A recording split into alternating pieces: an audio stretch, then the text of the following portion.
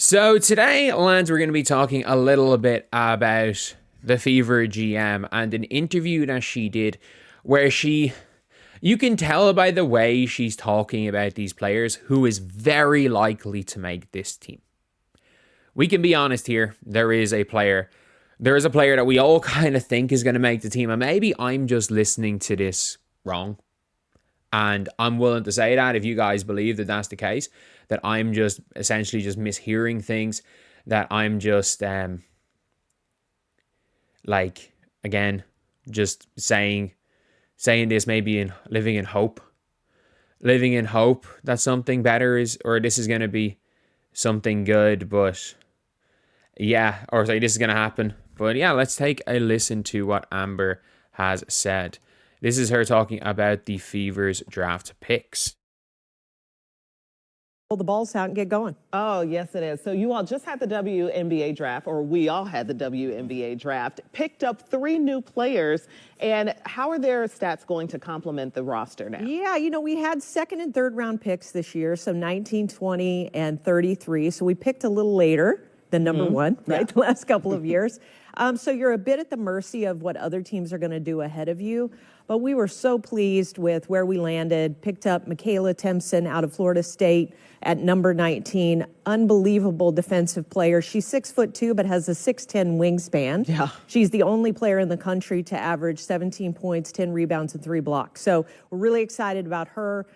Bree Hall out of South Carolina, championship pedigree, was teammates with Aaliyah Boston at South Carolina, won a couple of championships down there, elite perimeter defender, can really do a lot of things on the defensive end. And then Yvonne Ejim out of Gonzaga at number 33.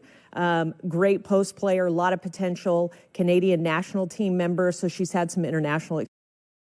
So yeah, for 2 of these players, she's basically just listed off, done an ESPN. If you guys don't know what I mean by that, the ESPN mock draft, all they did was list off players' stats and where they played. That was all they did in their player breakdown. They were like, this person averaged these numbers at this place. This is where they finished this season. That's almost like she says. But when she's talking about Michaela Timpson, it's, she's 6'2", she's elite defender, 6'2", 6'10" wingspan. She's the only player in D1 to do this, to get these numbers. It's 17, 10, and 3 blocks. And for Bree Hall, it was like, yeah, Bree Hall, good defender. She's won 2 national championships, played with Aaliyah Boston. And then for Yvonne Ejim, didn't even get her name right. Called her Yvonne Turner. I have no idea who Yvonne Turner is, but I would assume the lack of excitement for that one. But obviously, when Amber started listing Timpson's stats and wingspan, and that's realistically it, I'm guessing the response is nothing there. But yeah, you could tell from that there was an excitement there in her getting Michaela Timpson. I've always said this, that I think the reason why they were so willing to trade that number 8 pick is because, one, again, they got DeWanna Bonner the next day or 2 days later. But I think they were fine trading that pick. A big reason for that is because they were like a lot of teams. They probably thought they could get who they wanted at 19. Or they could get somebody they wanted at 19. And they would rather have Sophie Cunningham and Michaela Timpson is better than the 8th pick, which is Sanaya Rivers. And I stand by that. I think if you ask the Fever, do they want Sanaya Rivers? Or would they rather Sanaya Rivers or Michaela Timpson? I think you're going to say Timpson. I think they're going to say Timpson. Because they didn't need Sanaya Rivers. They didn't need a lockdown defender who can't shoot the ball. Again, I don't think Sanaya Rivers would be a bad option for them. Just purely because, again, she is locked down and she can run the floor and can run with Caitlin Clark. But Sanaya Rivers cannot shoot the ball. So that's who went at number 8. And I'm looking at players around number 8 who the Fever realistically could have brought in. Aisha Siuka, no. Not going to help them right away. They're not looking for a future pick. Players they could have taken with 8. Isaiah James, no. With Citron Malonga, Morrow off the board, I have no idea. I have absolutely no idea what they would have gotten with 8. But would they have, like, to be fair, you can maybe make the argument they pulled off the same trade as the Connecticut Sun did. You would take that. You would take that one, but sure, look, obviously hindsight is 2020, that they knew the Connecticut Sun were going to try deal to get up to 8. And then they were also going to somehow deal for 7. Like, who would have thought that was going to happen? But you can very much hear, like, this does sound like she very much wants to keep Michaela Timpson, like. Second and third round picks this year, so 19, 20, and 33. So we picked a little later than number one, right? The last couple of years. So you're a bit at the mercy of what other teams are going to do ahead of you.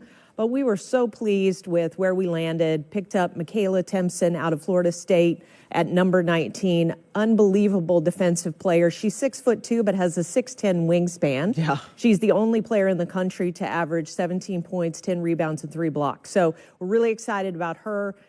Bree Hall out of South Carolina, champion at number 33. Great post play, national experience. So we're excited to get these players into. So yeah, it's just listening to just the way she's speaking, and maybe she's somebody that just gets less excited as they speak longer. But it just sounds like Michaela Timpson is as good as a guarantee to be on this Fever team. And I would say, obviously, you're not going to say, look, you're not going to go into an interview after the draft and say, yeah, you know those 2 other players, yeah, we're cutting both of them. We're cutting both of them. Like, you're obviously not going to go in and say that, but I mean, you don't go on a big long speech about how great Michaela Timpson is, and then what you've said for the others are that she's won 2 national championships, and for Timpson, she plays on the Canada team. Like, that's basically what you got. But you never know what's going to happen in terms of training camp with injuries, just all of this stuff. And I'm going to make a video on it a little bit later about why South Carolina fans are going mad that Bree Hall isn't on the team. But like, South Carolina fans are legitimately crazy. Like I'm sorry that I've said bad things about the Aces fans, which actually overlap. They do overlap. The South Carolina / Aces fans. Sky fans, you're fine. You're fine. No issue with you Sky fans. Absolutely no issue. No issue with Liberty fans. No issue with Wings fans. No issue with UConn fans. But the South Carolina fans are legitimately unhinged. So I don't want... That's a different level of stuff. Like, I don't want any beef with the South Carolina fans. Like, I'm sorry. I know Sanaya Rivers left South Carolina and was a top 8 pick, and all the guards that went to South Carolina and could have been higher picks ended up going nearly in the 20s. But the players playing over Sanaya Rivers went in the 20s with Dawn, and Sanaya went 8th. But like, you know, I'm not going to go too into depth on that because I'm legitimately scared of the South Carolina fans. But anyway, I'll see you guys.